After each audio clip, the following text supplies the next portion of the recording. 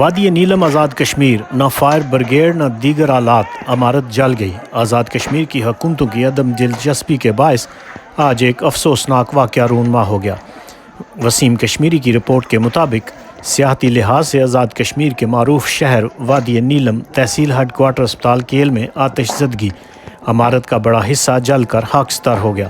لاکھوں روپے کی مالیت کا نقصان۔ مقامی لوگوں نے اپنی مدد کے تحت آگ پر قابو پا لیا۔ آگ دن 1 بجے کے قریب لگی، جس سے 1.5 گھنٹہ کی تگودو کے بعد عوام نے کنٹرول کر کے بڑی تباہی سے بچا لیا۔ آگ لگنے کی وجوہات معلوم نہ ہو سکی۔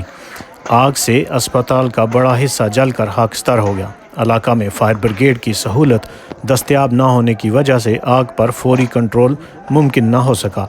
تاخیر کی وجہ سے اسپتال کا بڑا حصہ جل کر خاکستر ہو گیا۔ کیل ہسپتال کی عمارت فوج کے کیل بریگیڈ سے ملحقہ ہے۔ ہنگامی صورتحال سے نمٹنے کے لیے وسائل برائے نام ہیں۔